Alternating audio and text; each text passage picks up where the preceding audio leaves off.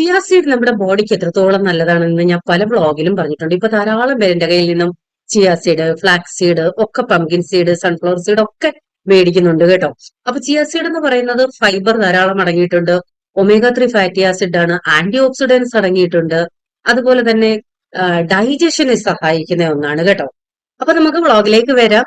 Help me ലോഡിലേക്ക് എല്ലാവർക്കും സ്വാഗതം. ഞാൻ നിങ്ങളുടെ സ്വന്തം ബെൻസി. ഈ ചിയ സീഡ് തലേന്ന് രാത്രി വെള്ളത്തിലിട്ട് കുതിർത്ത് വെച്ചാൽ അത്രയും നല്ലത്. അങ്ങനെ ചെയ്തില്ല എന്നുണ്ടെങ്കിൽ ഞാൻ എപ്പോഴും രാവിലെയാണ് കേട്ടോ ഒരു 10-15 മിനിറ്റ് ഇതുപോലെ വെള്ളത്തിൽ കുതിർത്തി വെക്കും. അതിനുശേഷം കുറച്ച് നാരങ്ങ പിഴിഞ്ഞൊഴിച്ചിട്ട് തേൻ ഉണ്ടെന്നുണ്ടെങ്കിൽ തേനും കൂടി ആഡ് ചെയ്യാം. ഞാൻ ചേർത്തിരിക്കുന്നത് ചെറുതേനാണ്. ചെറുതേനോ വൻതേനോ ഏത് വേണമെങ്കിലും നിങ്ങൾക്ക് ആഡ് ചെയ്യാം. ഇതും നമ്മൾ ഇവിടെ നിന്നും സെയിൽ ചെയ്യുന്നതാണ് കേട്ടോ. നല്ല ശുദ്ധമായ തേനാണ്, തേനീച്ച വളർത്തുന്നിടത്ത് നിന്നും എടുത്തു വെച്ചിരിക്കുന്നതാണ് കേട്ടോ. അപ്പൊ ഓർക്കുമ്പോഴൊക്കെ ഞാനിത് രാവിലെ എണീറ്റാൽ ഉടനെ വെറും വയറ്റില് ഇത് കുടിക്കാറുണ്ട്. ഇതിനകത്ത് നാരങ്ങ തേനോ ഒക്കെ ചേർക്കാതെയും യൂസ് ചെയ്യാം കേട്ടോ. അതെന്റെ കയ്യിൽ ഉള്ളത് കൊണ്ട് ഞാൻ യൂസ് ചെയ്തേ ഉള്ളൂ. അതുകൂടി ആഡ് ചെയ്യുന്നുവെങ്കിൽ കുറച്ചുകൂടി നമുക്ക് ഗുണം കിട്ടും. അതിനുവേണ്ടി യൂസ് ചെയ്തതാണേ. അപ്പോ പലരും എൻ്റെ അടുത്ത് ചോദിക്കാറുണ്ട്, ചെറുതേനാണോ വൻതേനാണോ നല്ലതെന്ന്. ഔഷധ ഗുണം കൂടുതലുള്ളത് ചെറുതേനാണ് കേട്ടോ.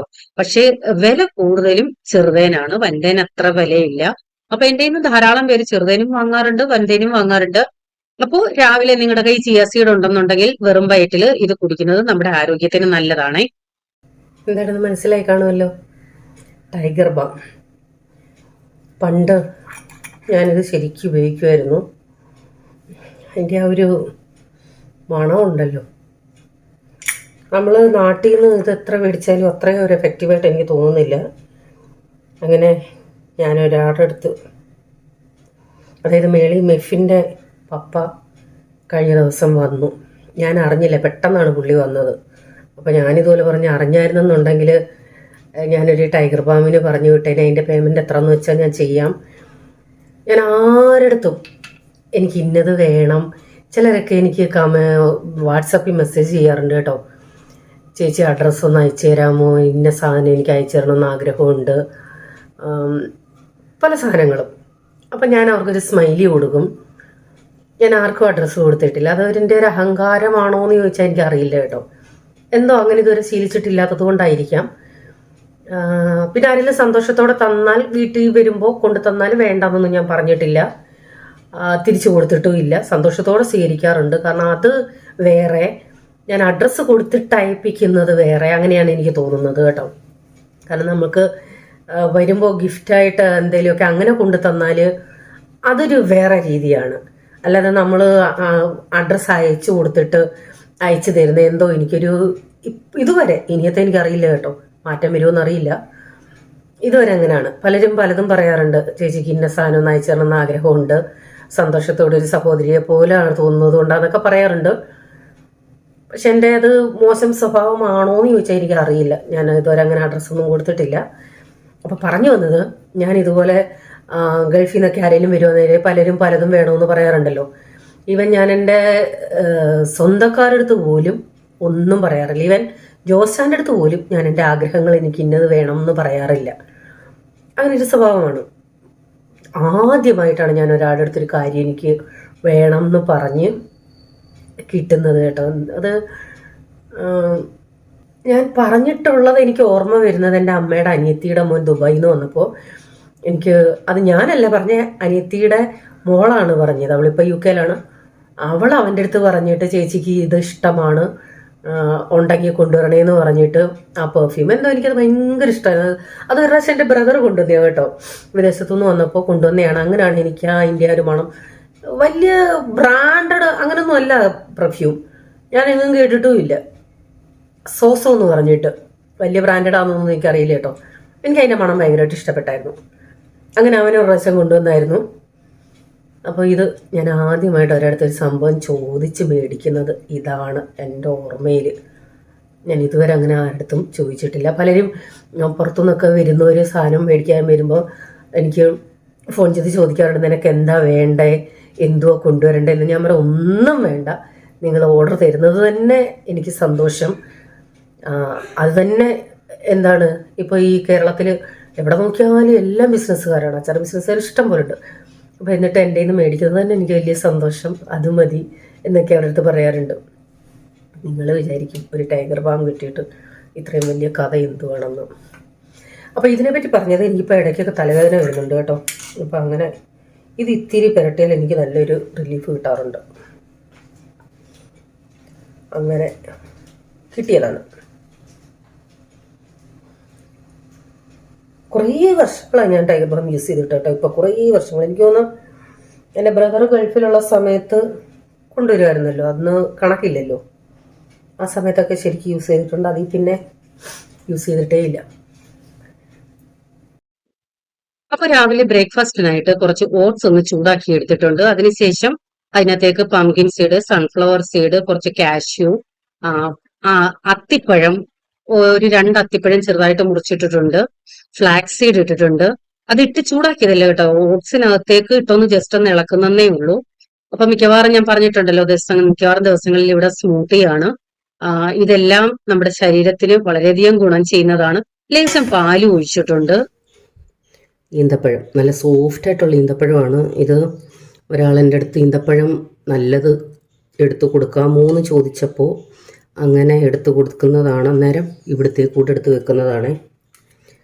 ഈന്തപ്പഴം വീട്ടിൽ യൂസ് ചെയ്യാൻ ഞങ്ങളിതാ ഉപയോഗിക്കുന്നത്. നല്ല സോഫ്റ്റ് ഈന്തപ്പഴമാണ്. പലരും എൻ്റെ കയ്യിൽ നിന്ന് ഈന്തപ്പഴം എടുത്തു കൊടുക്കാമോ എന്ന് ചോദിക്കുമ്പോൾ ഞാൻ ഇതാണ് എടുത്തു കൊടുക്കുന്നത്. നല്ല സോഫ്റ്റാണ്.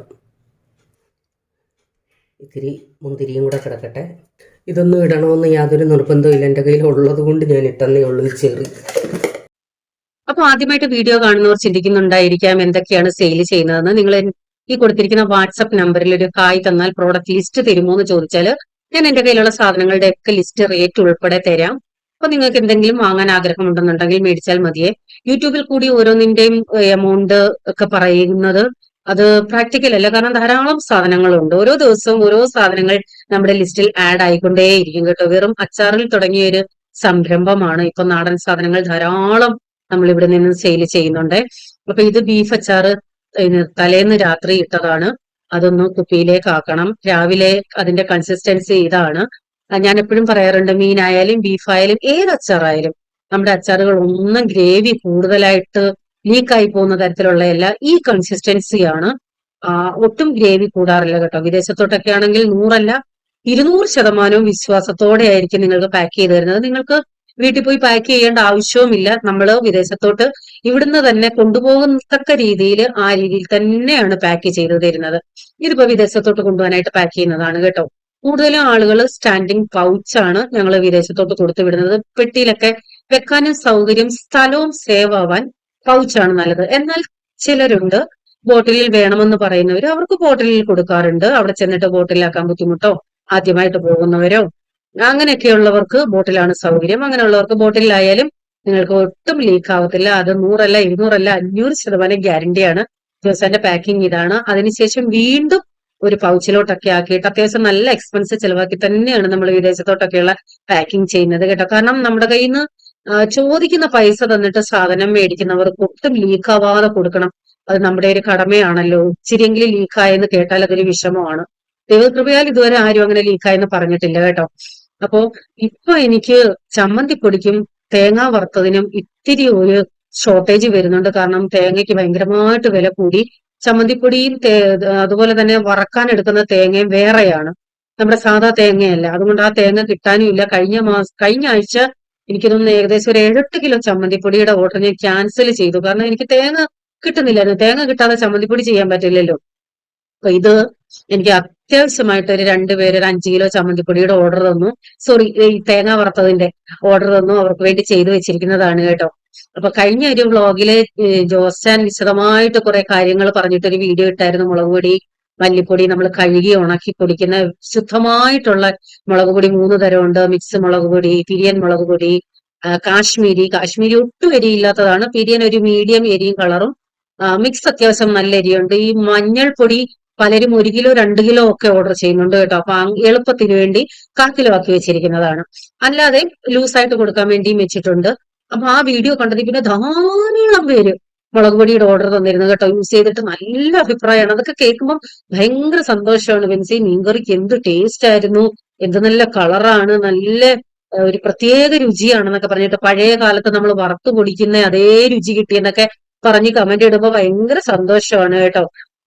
കാരണം എത്രയും നല്ല സാധനങ്ങൾ നിങ്ങളിലേക്ക് എത്തിക്കാമോ അതാണല്ലോ ഞങ്ങൾ ഇവിടെ നിന്നും ട്രൈ ചെയ്യുന്നത്. മഞ്ഞൾപ്പൊടി നമ്മൾ അടുത്ത വീടുകളിൽ മഞ്ഞൾ ഉണക്കി വെച്ചിരിക്കുന്നത് എടുത്ത് മില്ലിൽ കൊണ്ടുപോയി പൊടിപ്പിക്കുന്നതാണ് കേട്ടോ, അല്ലാതെ പുറത്തുനിന്ന് അല്ലാതെ എടുക്കുന്നതൊന്നുമല്ല. അപ്പൊ അതിനുശേഷം രാവിലെ തന്നെ ഞങ്ങള് ജോസ് ചാന് കുറേ ദിവസമായിട്ട്, അതായത് ഈ റബ്ബറിന്റെ പൂ വന്ന സമയം തൊട്ടേ അലർജി തുടങ്ങിയിട്ടുണ്ടായിരുന്നു. അങ്ങനെ അത് കഴിയുമ്പോൾ അലർജിയുടെ ടാബ്ലറ്റ് കഴിക്കും, മാറും. പിന്നെ അത് കഴിയുമ്പോൾ വീണ്ടും പ്രശ്നം വരും.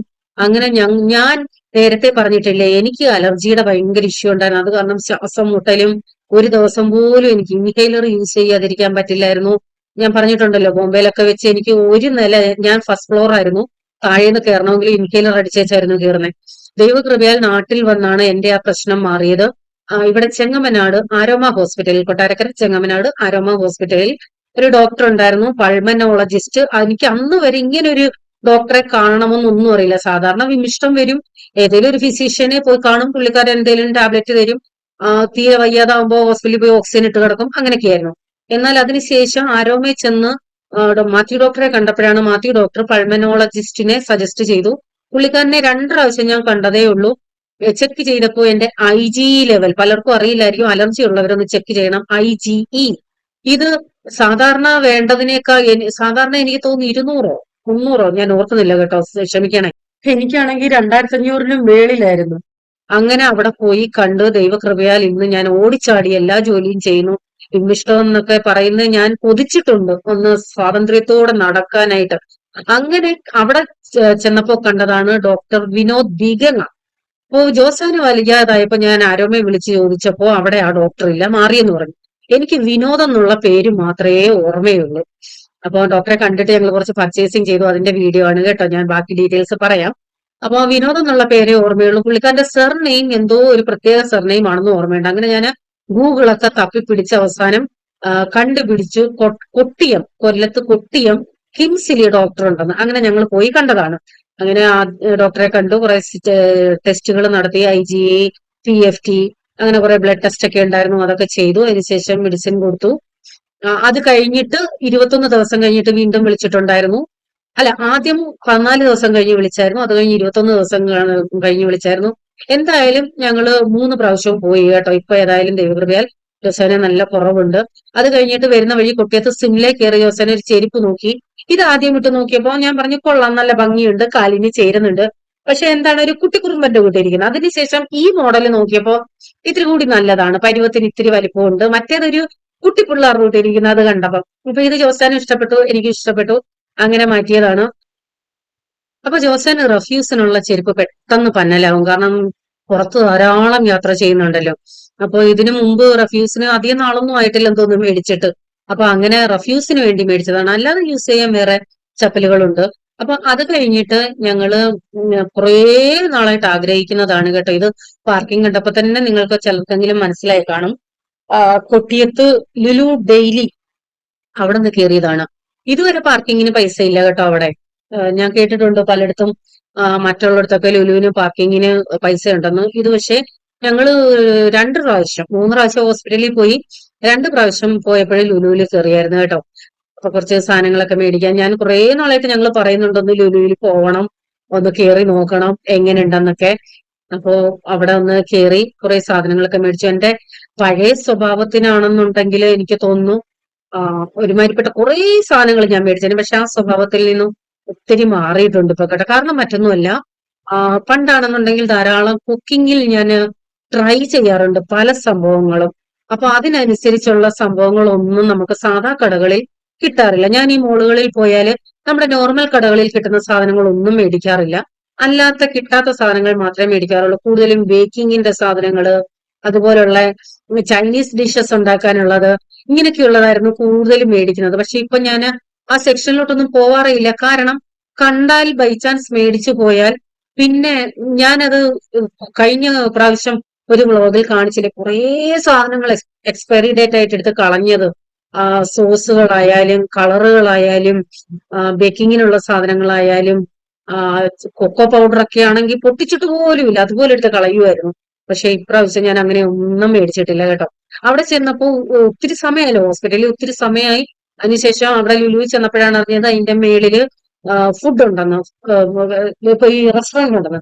അവിടെ ചെന്നപ്പോ പൊതിച്ചോറുണ്ട്. അങ്ങനെ പൊതിച്ചോറ് മേടിച്ചു. ഇത് 150 രൂപയുടെ പൊതിച്ചോറാണ്. മുട്ട പൊരിച്ചത്, മീൻ വറുത്തത്, തോരന്, ചമ്മന്തി, കറികള് നല്ല ഇതായിട്ട് തോന്നി കേട്ടോ. എനിക്ക് വലിയ നഷ്ടമായിട്ടൊന്നും തോന്നിയില്ല. പക്ഷെ അതിനുശേഷം ഇതേ ഓർമ്മ വെച്ചിട്ട് ഞങ്ങൾ രണ്ടാമത്തെ പ്രാവശ്യം പോയപ്പോ പൊതിച്ചോറ് മേടിച്ചു. ഫ്ലോപ്പ് ആയിരുന്നു. അതിന് കുറെ കംപ്ലൈന്റ് ഉണ്ടായിരുന്നു. ഓൾറെഡി അവിടെ നിന്ന് പലരും കംപ്ലൈന്റ് കൊടുക്കുന്നുണ്ടായിരുന്നു. അതായത് മീൻ വറുത്തതുണ്ടെന്ന് പറഞ്ഞിട്ട് അതിൽ മീൻ വറുത്തതില്ല, മുട്ട പൊരിച്ചതുണ്ടെന്ന് പറഞ്ഞിട്ട് മുട്ടയില്ല, കറികളാണെങ്കിൽ ആകെ ഒരു തോരനേ ഉള്ളൂ, ബാക്കി കറികളൊന്നും ഇല്ലായിരുന്നു എന്നൊക്കെ പറഞ്ഞ് കംപ്ലൈന്റ് ആയിരുന്നു രണ്ടാമത്തെ പ്രാവശ്യം. ജോസൻ പറയുകയാണ്, നമ്മൾ വീട്ടിൽ നിന്ന് പൊതിച്ചോറ് കഴിക്കാൻ ലുലു വരെ വന്നിട്ട് ആദ്യത്തത് നല്ലതായിരുന്നു, രണ്ടാമത് അവര് നമ്മളെ പറ്റിച്ചു കളഞ്ഞല്ലോ. പക്ഷെ അവിടെ കഴിക്കാൻ നല്ല സൗകര്യമുണ്ട് കേട്ടോ. നമ്മൾക്ക് ഫുഡ് നമ്മുടെ കയ്യിൽ നിന്നും കൊണ്ടുപോയി വേണമെങ്കിലും അവിടെ പോയിരുന്ന് കഴിക്കാം. അങ്ങനെയുള്ള ഫെസിലിറ്റി ഒക്കെ ഉണ്ട് കേട്ടോ. പക്ഷെ ഇതിനകത്ത് കയറിയ ഒരു സംഭവം എന്താണെന്ന് വെച്ചാൽ സമയം പോകുന്നത് അറിയത്തില്ല. ഞങ്ങൾ കുറെ ഫ്രൂട്ട്സ് ഒക്കെ മേടിച്ചു കേട്ടോ. കാരണം ഫ്രൂട്ട്സ് ഒക്കെ നല്ല ലാഭമായിട്ട് തോന്നി. അല്ലാതെ ഒന്നും ഞാൻ പ്രത്യേകിച്ച് ഒന്നും മേടിച്ചിട്ടില്ല. ജസ്റ്റ് ഒന്ന് കറങ്ങി കണ്ടു. ഇപ്പൊ ഒരുമാതിരി അവിടുത്തെ പരിചയമാണ്, ഏത് സാധനം എവിടെയാണ് ഇരിക്കുന്നത് എന്നുള്ള ഒരു പരിചയമുണ്ട്.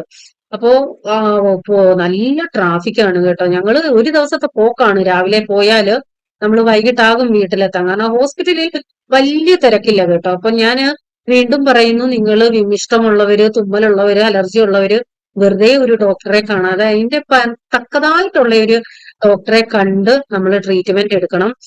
ഞാൻ ഇതിനു മുമ്പ് എന്റെ കാര്യം പറഞ്ഞപ്പോ എനിക്ക് വാട്സപ്പിൽ ഒരാള്, പേര് പറയുന്നില്ല, എനിക്ക് മെസ്സേജ് ഇട്ടിരുന്നു. ഇതേ പ്രശ്നമാണ് പുള്ളിക്കാരി. എപ്പോഴും ഇങ്ങനെ വിമിഷ്ടമൊക്കെ വരുമ്പോ ഹാർട്ടിന്റെ ഡോക്ടറെ കാണിക്കും, എന്തെങ്കിലും മെഡിസിൻ കൊടുക്കും. അതിനുശേഷം ഞാൻ പറഞ്ഞു, ഇങ്ങനെ ഒരു ഡോക്ടറുണ്ട്, പോയി കാണണം. അങ്ങനെ പോയി കണ്ടു. എഞ്ചിനീയർ ഡോക്ടർ അല്ല കേട്ടോ, അവരുടെ നാട്ടില് ഈ ഡിപ്പാർട്ട്മെന്റിലെ ഡോക്ടറെ പോയി കാണണമെന്ന് പറഞ്ഞു. പോയി കണ്ടു. ഇപ്പോഴത്തെ പ്രസന്റ് സിറ്റുവേഷൻ എനിക്കറിയില്ല, പക്ഷെ പോയി കണ്ടിട്ട് കുറെ നാൾ എനിക്ക് മെസ്സേജ് ഇടുമായിരുന്നു, നല്ല വ്യത്യാസമുണ്ട്, ഇന്ന മെഡിസിൻ തന്നു, ഇന്ന മെഡിസിൻ തന്നു, എനിക്കിത് അറിയത്തില്ലായിരുന്നു, ഇപ്പോഴാ മനസ്സിലായി എന്നൊക്കെ പറഞ്ഞിട്ട്. അപ്പോ നമുക്ക് അറിയാവുന്ന കാര്യങ്ങൾ മറ്റുള്ളവരടുത്ത് പറഞ്ഞു കൊടുക്കുന്നതിൽ തെറ്റില്ല കേട്ടോ. കാരണം പലർക്കും ഓരോ കാര്യങ്ങൾക്കും എങ്ങനെ ചെയ്യണം എന്നറിയില്ല. അതുകൊണ്ട് നിങ്ങൾ ദയവ് ചെയ്ത് കാരണം ധാരാളം പേര് വിമ്മിഷ്ടം കൊണ്ട് വിഷമിക്കുന്നവരുണ്ട് കേട്ടോ. ആ ഒരു അവസ്ഥ വന്നവർക്കേ അറിയത്തുള്ളൂ. പലപ്പോഴും എനിക്ക് എന്റെ കഴുത്തൊക്കെ അങ്ങ് അറുത്ത് കളഞ്ഞാലോ എന്ന് തോന്നിയിട്ടുണ്ട്, ആ വിമ്മിഷ്ടത്തിന്റെ കാഠിന്യം വരുമ്പോ. മുംബൈയിലൊക്കെ ആണെങ്കിൽ ശുദ്ധവായ പോലും ഇല്ല. ഞാൻ പലപ്പോഴും ജനലിന്റെ അവിടത്ത് നിന്നില്ല, കിളിക്കുഞ്ഞുങ്ങൾ വാ പൊളിച്ച് നിൽക്കുമല്ലോ, അതുപോലൊക്കെ ഞങ്ങളുടെ വീടിന്റെ അകത്ത് ഞാൻ നിന്നിട്ടുണ്ട്. അതൊക്കെ ഇപ്പൊ ഓർക്കുമ്പോ എനിക്ക് ചിന്തിക്കാൻ പോലും വയ്യ ഒരു അവസ്ഥയൊന്നും കേട്ടോ. അപ്പൊ ഈ ഒരു ഷോപ്പ് ഞാൻ പലപ്പോഴും കാണിക്കാറുള്ളത്, കാരണം ഞങ്ങൾ മിക്കപ്പോഴും അച്ചാറിന്റെ ബോട്ടിൽ എടുക്കാൻ പോകുന്ന റൂട്ടും ഇതാണ്. ഹോസ്പിറ്റലിൽ പോയപ്പോഴും ഇതിലെയാണ് വന്നത്. അപ്പൊ ഈ ഒരു കട നിങ്ങൾ മിക്കവാറും കണ്ടിട്ടുണ്ടായിരിക്കും. ചൂടാണ്, കൈ പിടിക്കാൻ വയ്യ ചൂട് കാരണം. പൊരിച്ചങ്ങോട്ട് എടുത്തേ ഉള്ളെന്ന് തോന്നുന്നു. ഓ, അയമോദകം ഇട്ടിട്ടുണ്ട്. അപ്പൊ ഇത് കണ്ടിട്ട് ന്യൂസ് പേപ്പറിലൊക്കെ പൊതിഞ്ഞു, അത് ഹെൽത്തിന് നല്ലതല്ല എന്നൊക്കെ ചിന്തിക്കുന്നവരുണ്ടെങ്കിൽ നമ്മുടെ വീട്ടിലല്ലല്ലോ, കടക്കാരല്ലേ, അവരിപ്പോ ടിഷ്യൂ ഒന്നും തരില്ലല്ലോ. ചിലര് തരാറുണ്ട് കേട്ടോ. ഇതൊക്കെ ഇളകി വീഴുന്നു. എന്നെ തങ്ങണ കുറുമ്പ് ഒരു ദിവസം എന്നെ ഓടിക്കും വണ്ടിക്കകത്ത്. എന്തോ തിരക്കാന്നറിയാമോ കടയിൽ, ഭയങ്കര തിരക്കാണ്.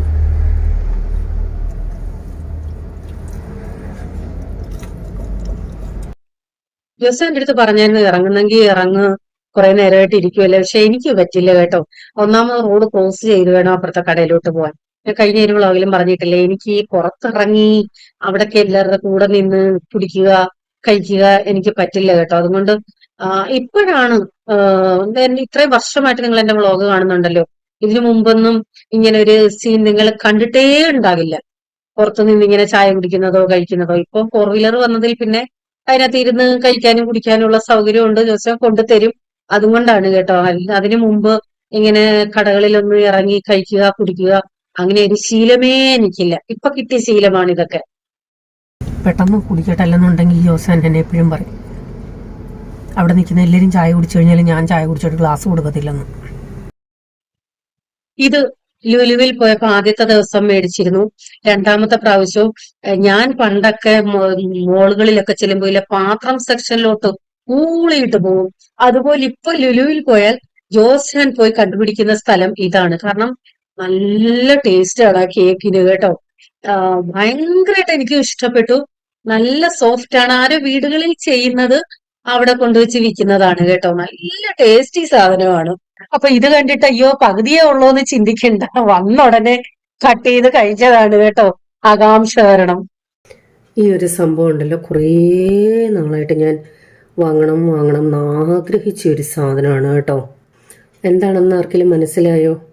ഇത് യൂസ് ചെയ്യുന്നവർക്ക് മനസ്സിലായി കാണും. ഇത് ഗ്ലാസ് ബോട്ടിലാണേ, നല്ല ക്യൂട്ടായിട്ടുള്ള ബോട്ടിൽ. അതിൻ്റെ ഡക്കണ് വാഷറൊക്കെ ഉണ്ട് കേട്ടോ.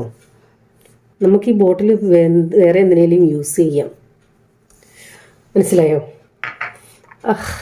എന്ത് ആഗ്രഹിച്ചൊരു സാധനമാണ്. നമ്മുടെ സാധാ കടകളിലൊന്നും ഇത് കിട്ടില്ല. ഇങ്ങനെയൊക്കെയുള്ള മോളുകളിലേ ഇത് കിട്ടത്തുള്ളൂ. അതാണ് അതിൻ്റെ വ്യത്യാസം. ക്യാൻഡിലാണ് കേട്ടോ മണമുള്ളത്. ഒന്ന് കത്തിക്കട്ടെ. ഞാൻ സ്ട്രോബെറിയാണ് എടുത്തത്. വേറെ ബാംബു ആൻഡ് മിൻ്റാണോ പൈനാണോ അങ്ങനെ ഒരെണ്ണമുണ്ടായിരുന്നു. അതിൻ്റെ മണം എനിക്ക് അത്ര അങ്ങോട്ട് ഇഷ്ടപ്പെട്ടില്ല. സ്ട്രോബെറി തുറന്നപ്പോഴത്തേക്കൊരു വല്ലാത്തൊരു മണം. അയ്യോ ഉണങ്ങി പോയി. ഇത് ഫുള്ളങ്ങ് നമുക്ക് കത്തിച്ച് വെക്കണ്ട. കുറച്ച് നേരം കത്തിച്ച് വെച്ചേച്ച് ഓഫ് ചെയ്യാം, പിന്നെ വേണ്ടപ്പോൾ കത്തിക്കാം. നിങ്ങൾ ആരൊക്കെ ഇത് യൂസ് ചെയ്യുന്നുണ്ടെന്നൊന്ന് പറയണേ. ഓൺലൈൻ നമുക്ക് വാങ്ങാൻ കിട്ടും. ഞാൻ ലിങ്ക് കിട്ടുന്നുവെങ്കിൽ ടാഗ് ചെയ്തേക്കാമേ. ഞാൻ എപ്പം മോളുകളിൽ പോയാലും എടുക്കുന്ന സാധനങ്ങളിൽ ചിലതാണ് ഇത്. ഇത് ഡേറ്റ് കൂടുതലുള്ളത് നോക്കിയെടുക്കലാണ് വലിയൊരു ടാസ്ക് എന്ന് പറയുന്നത്. ഇത് അപ്പോൾ നിങ്ങൾ പോകുമ്പോൾ എത്രയും ഡേറ്റ് കൂടുതലുണ്ടോ അത് നോക്കിയെടുക്കണേ. ഇത് ജൂൺ 26 വരെയുണ്ട്. ഇതും മെയ് 26 വരെയുണ്ട്. ബാക്കി ദിവസം പറയാം എന്തോന്ന് എനിക്ക് ഇത്രയേ സമയം എടുക്കുന്നതെന്ന് ഓരോന്നോ എടുക്കാനായിട്ട്. ഞാൻ ഡേറ്റ് നോക്കി ചിലതൊക്കെ ഈ 25 2-3 മാസം കൂടെയുള്ള എക്സ്പയറി ഡേറ്റ് തീരുന്നത് 25 അവസാനം വരെ, 25 പകുതി വരെ, അതൊക്കെ കൊണ്ടുവന്നാൽ നമുക്കിതൊന്നും പെട്ടെന്ന് തീരില്ലല്ലോ. അപ്പോൾ എത്രയും ഡേറ്റ് ഉണ്ടോ അത് ഇടയ്ക്കുന്നൊക്കെ നോക്കിയാൽ ഞാൻ ഈ എടുക്കുന്നേ. പിന്നെ എപ്പോഴും വാങ്ങുന്ന ഒരു മണം വരുന്നുണ്ട് കേട്ടോ സ്ട്രോബെറിയുടെ. പിന്നെ എപ്പോഴും വാങ്ങുന്ന ഒരു സംഭവമാണ് ഇതും. ഇതിൻ്റെ ഡേറ്റ് നോക്കിയെടുക്കലാണ് വലിയൊരു ടാസ്ക്. എത്ര എണ്ണം എടുത്തിട്ട് ഞാൻ തിരിച്ചു വെച്ചെന്നോ. കൂടുതൽ ഡേറ്റ് കാണുമ്പോൾ അത് വെക്കും, അടുത്ത് എടുക്കും. പിന്നെ അങ്ങോട്ട് ഇച്ചിരി കൂടെ പോകുമ്പം കുറച്ചുകൂടി ഡേറ്റ് ഉള്ളത് കിട്ടും, അതെടുക്കും. അങ്ങനെയാണ്. മയണൈസ് ഇത് ഞാൻ മാത്രമേ യൂസ് ചെയ്യത്തുള്ളൂ. ജോസാന് ഇഷ്ടമല്ല, ഞാൻ മാത്രമേ ഇത് കഴിക്കത്തുള്ളൂ. എനിക്കിതിൻ്റെ ടേസ്റ്റ് ഭയങ്കര ഇഷ്ടമാണ്. ഇതുണ്ടെന്നുണ്ടെങ്കിൽ മിക്കവാറും ഞാൻ സാൻഡ്വിച്ച്, നമ്മുടെ പേരിന് വേണ്ടിയുള്ള സാൻഡ്വിച്ച്, സാധാ ബ്രെഡിൽ എന്തെങ്കിലും വെജിറ്റബിൾസ് ഒക്കെ ഇട്ട് ഇളക്കി ഇതുകൂടി ഇളക്കി കഴിക്കാറുണ്ട് മിക്കവാറും. പിന്നെ ഞാൻ വലുതായിട്ടൊന്നും വാങ്ങിയിട്ടില്ല കേട്ടോ. ഫ്രൂട്ട്സ് വാങ്ങിയായിരുന്നു. പിന്നെ ഈ ചാട്ട് മസാല, ഇതും നമ്മുടെ സാധാ നോർമൽ കടകളിലൊന്നും കിട്ടാറില്ല. ഞങ്ങളുടെ ഇവിടെ ഉള്ള കടകളിൽ ഒന്നുമേ ഇല്ല. അങ്ങനെ ഒരു ചാട്ട് മസാല മേടിച്ചു. എനിക്ക് ഇത് മേടിക്കണമെന്നുണ്ടായിരുന്നു, കസൂർ മേത്തി. പക്ഷെ അത് ഒത്തിരി ഉണ്ട്, എന്ത് ചെയ്യാനാ മേടിച്ചിട്ട്, അതുകൊണ്ട് ഞാൻ മേടിച്ചില്ല. ഈ സംഭവം ഇവിടെ ഉള്ള കടകളിൽ ഒന്നുമേ കിട്ടാറില്ല. മസൂർ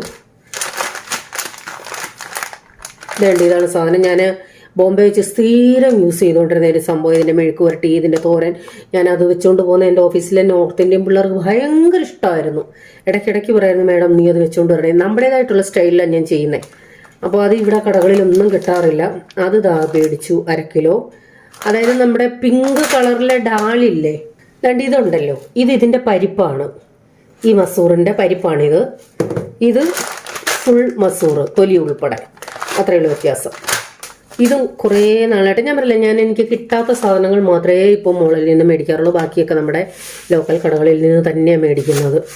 ഇത് സാധാ കടകളിലൊന്നും അങ്ങനെ കിട്ടാറില്ല. ബ്രൗൺ ഷുഗർ കുറേ നാളായിട്ട് മേടിക്കണം എന്ന് ആഗ്രഹിച്ചത്. ഇത് ഹെൽത്ത് വൈസ് നമ്മുടെ മറ്റേ പഞ്ചസാരയേക്കാളും നല്ലതാണെന്നാണ് പറയുന്നത്.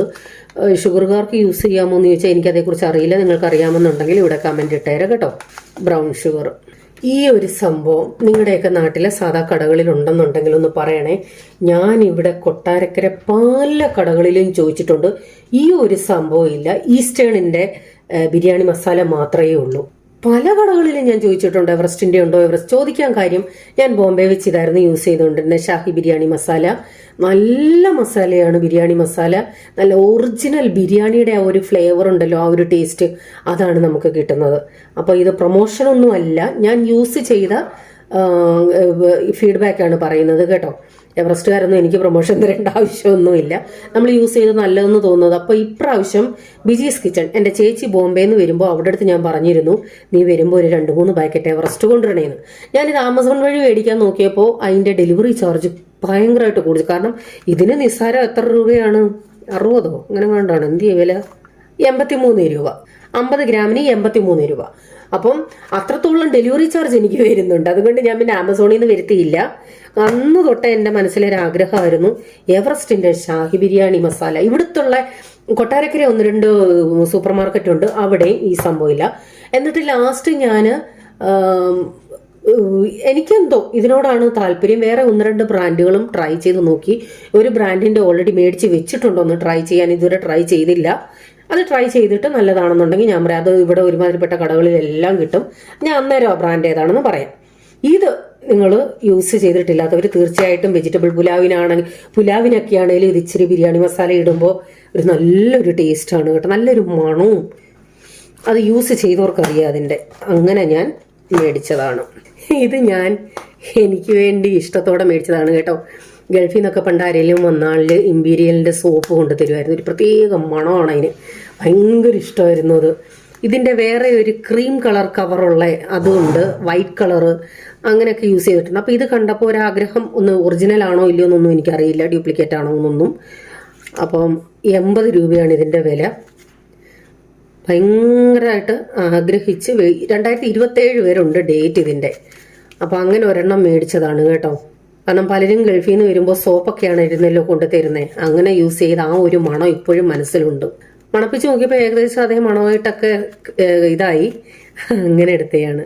ഞാൻ കൂടുതലും ഞാൻ ഇവിടെ നിന്ന് സെയിൽ ചെയ്യുന്ന നമ്മുടെ എലമെന്റ്സിന്റെ സോപ്പുകളുണ്ടല്ലോ, ആയുർവേദത്തിന്റെ, അതാണ് യൂസ് ചെയ്യുന്നത്. പപ്പായ, സാൻഡല്, ആര്യവേപ്പ്, മഞ്ഞള്, മിൽക്ക് ആൻഡ് സ്ട്രോബെറി. ഞാൻ കൂടുതലും യൂസ് ചെയ്യുന്നത് സാൻഡലും ആര്യവേപ്പും പപ്പായയും. പിന്നെ കിട്ടാത്ത വെജിറ്റബിൾസ് ഒക്കെ ഞാൻ അവിടുന്ന് വാങ്ങാറുണ്ട്. ഇപ്രാവശ്യം ഞാൻ ഇത് മാത്രമേ മേടിച്ചുള്ളൂ കേട്ടോ. ചൈനീസ് ക്യാബേജ് ഇത് മാത്രമേ മേടിച്ചിട്ടുള്ളൂ. നമ്മുടെ സാലഡിലൊക്കെ ഇടാൻ വേണ്ടി വാങ്ങിയതാണ്. ഇപ്രാവശ്യം വെജിറ്റബിൾസ് ആയിട്ട് അങ്ങനെ വേറെ ഒന്നും മേടിച്ചില്ല. പിന്നെ മേടിച്ചതാണ് ചിപ്പിക്കൂണ്. ഇതും വാങ്ങിച്ചു. ഇതിനെ ഇന്ന് റെഡിയാക്കണം. ചിപ്പിക്കൂണ് വേണ്ട, ഈ മറ്റേ തോര ഇരിപ്പുണ്ട്, ഇന്ന് അത് വേണം. പിന്നെ ഇതും നമ്മുടെ അടുത്തുള്ള കടകളിൽ ഒന്നും കിട്ടില്ല. പിസ്സ ചീസ് സ്പ്രെഡ് ചെയ്യുന്ന മിൽക്കി മിസ്റ്റിൻ്റെ ആണ്. അതും ഇച്ചിരി ഡേറ്റ് ഉള്ളത് നോക്കിയാണ് എടുത്തേക്കുന്നത്. 2026 ജനുവരി വരെ ഉണ്ട്. ഇതും ജോസാന് വലിയ പ്രിയമില്ല.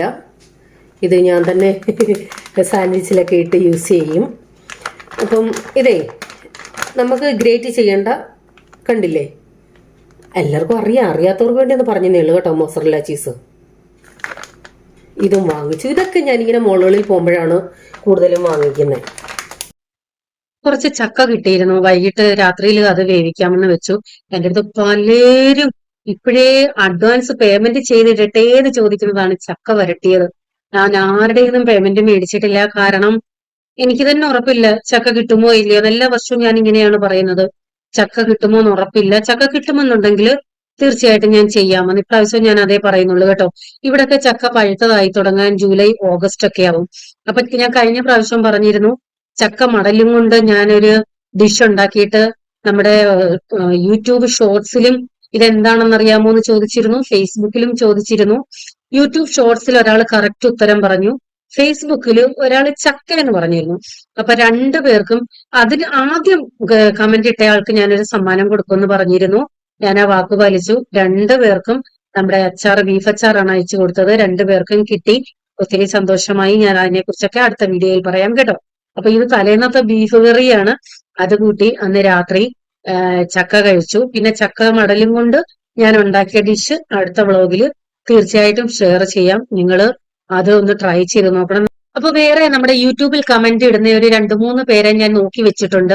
സമ്മാനം കൊടുക്കണമെന്ന് ഞാൻ ആഗ്രഹിക്കുന്നു. അതേക്കുറിച്ച് ഞാൻ അടുത്ത വീഡിയോയിൽ ഉടനെ പറയാം. കാരണം ധാരാളം പേര് കമന്റ് ഇടാറുണ്ടെങ്കിലും ചില കമന്റ്സ് എന്നെ വളരെയധികം ടച്ച് ചെയ്യാറുണ്ട്. അപ്പൊ അങ്ങനെയുള്ള ഒരു 2-3 പേർക്ക് ഞാൻ നോട്ട് ചെയ്ത് വെച്ചിട്ടുണ്ട്. അതേക്കുറിച്ച് ഞാൻ അടുത്ത വ്ളോഗിൽ പറയാം. അപ്പൊ ഇതൊക്കെയാണ് വിശേഷങ്ങള്. വീണ്ടും അടുത്ത വീഡിയോയുമായി വരാം. Children bye. God bless U.